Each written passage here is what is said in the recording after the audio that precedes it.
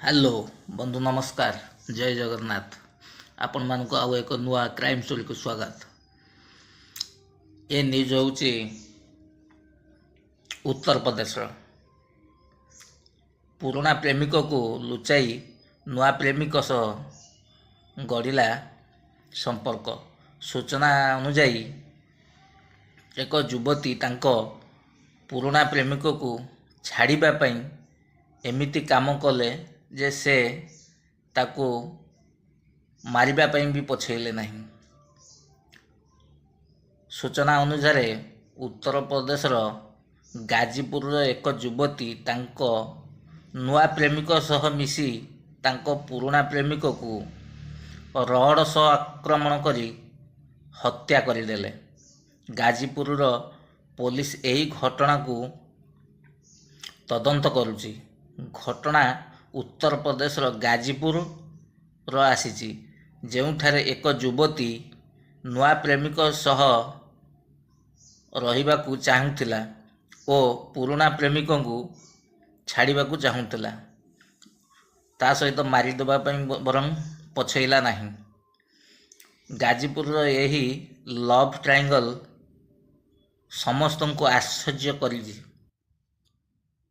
ସୂଚନା ମିଳୁଛି ଗାजीପୁରର ନନ୍ଦଗଞ୍ଜ ଥାନା ଅଞ୍ଚଳରେ ରହୁଥିବା ମନୀଷ ଯାଦବ ଓ ମିନୁ ଯାଦବଙ୍କ ପୁରୁଣା ପ୍ରେମ ଚାଲିଥିଲା, କିନ୍ତୁ ମିନୁ ଏ ସମ୍ପର୍କରେ ଆଉ ରହିବାକୁ ଚାହୁଁନଥିଲା। ମନୀଷକୁ ଛାଡ଼ିବାକୁ ଚାହୁଁଥିଲେ କାରଣ ମିନୁର ନୂଆ ପ୍ରେମିକ ରାଜେଶ ସହ ସମ୍ପର୍କ ଗଢ଼ି ଉଠିଥିଲା। ସେ ରାଜେଶ ସହ ସମ୍ପର୍କ ଗଢ଼ିବାକୁ ଲାଗିଥିଲା। ମନୀଷ ମିନୁକୁ ଛାଡ଼ିବାକୁ ପ୍ରସ୍ତୁତ ନଥିଲେ ଓ ତାଙ୍କୁ ଚାପ ଦେଉଥିଲେ, ଯୋଜନା କରୁଥିଲେ। ଏହାପରେ ମିନୁ ଓ ରାଜେଶ ମିଶି ମନୀଷକୁ ରାସ୍ତାରୁ ହଟାଇବା ଯୋଜନା କରିଥିଲେ। ତାଙ୍କ ଏହି ଯୋଜନା ଅନୁଯାୟୀ ମନୀଷକୁ ରଡ୍ ସହ ମାରି ହତ୍ୟା କରିଦେଲେ। ମନୀଷ ଅନ୍ୟ ସହରରେ କାମ କରୁଥିଲା ବୋଲି ଜଣାପଡ଼ିଛି। ମିନୁ ମନୀଷକୁ ମିଶିବା ପାଇଁ ବାରାଣସୀ ରେଲୱେ ଷ୍ଟେସନକୁ ଡାକିଲେ। ସେଠାରେ ମିନୁକୁ ମନୀଷକୁ ରିସିଭ୍ କଲେ ଏବଂ ବୁଲିବା ପାଇଁ କହିଲେ। ସେହି ସମୟରେ ସେମାନଙ୍କର ନୂତନ ପ୍ରେମୀ ମଧ୍ୟ ସେହି କାରରେ ଡ୍ରାଇଭର ଭାବେ ଥିଲା। ସେମାନେ ମନୀଷକୁ କିଛି ନଶାଦ୍ରବ୍ୟ ପଦାର୍ଥ ପିଇବାକୁ ଚେଷ୍ଟା କରେଇଲେ, କିନ୍ତୁ ସେ ତାହା ପିଇବାକୁ ମନା କରିଦେଲେ। ଏହି ସମୟରେ ସେମାନେ ନନ୍ଦଗଞ୍ଜ ହାଇୱେ ଉପରେ ପହଞ୍ଚିଗଲେ, ଯେଉଁଠାରେ ମିନୁ ଏବଂ ରାଜେଶ ମନୀଷକୁ ଲୁହାର ରଡ୍ରେ ମାରିଦେଲେ, ହତ୍ୟା କରିଦେଲେ ଏବଂ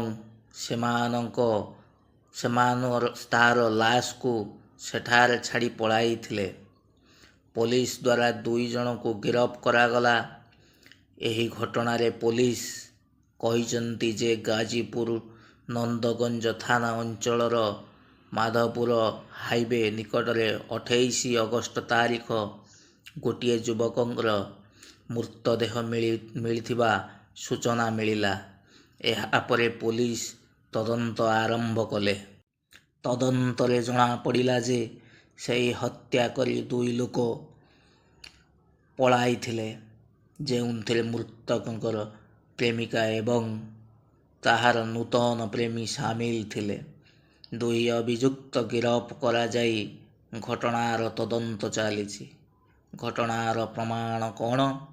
ଘଟଣା କାହାଣୀ ପୁରାଣ ପ୍ରେମିକଠାରୁ ଲୁଚି ନୂଆ ବୟଫ୍ରେଣ୍ଡ ସହିତ ସମ୍ପର୍କ ଗଢ଼ି ରଖିଥିଲା। ଖବର ଲାଗିଲା ପରେ ଉତ୍ତ୍ୟକ୍ତ କ୍ରାଇମ କାହାଣୀ ଉତ୍ତର ପ୍ରଦେଶ ୟୁପିର ଗାजीପୁର ଠାରୁ ଏକ ଅଦ୍ଭୁତ ଘଟଣା ଆସିଛି। ଏଠାର ଏକ ଯୁବତୀ ତାଙ୍କ ପୁରୁଣା ପ୍ରେମିକ ଠାରୁ ମୁକ୍ତି ପାଇବା ଉଦ୍ଦେଶ୍ୟରେ ତାଙ୍କ ନୂଆ ପ୍ରେମିକ ସହିତ ମିଶିକରି ହତ୍ୟା କରିଛନ୍ତି।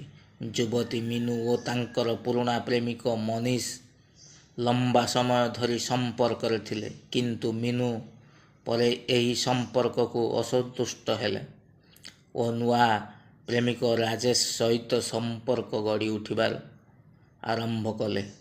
ମନୀଷ ମିନୁକୁ ଛାଡ଼ିବାକୁ ପ୍ରସ୍ତୁତ ନଥିଲେ ଓ ସେ ତାଙ୍କୁ ବ୍ଲାକମେଲ୍ କରୁଥିଲେ।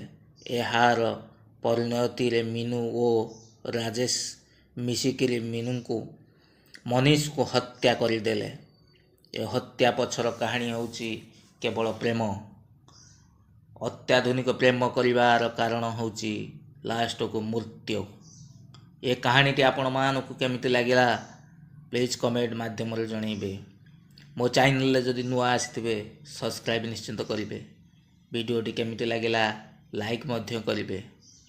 ଜୟ ଜଗନ୍ନାଥ।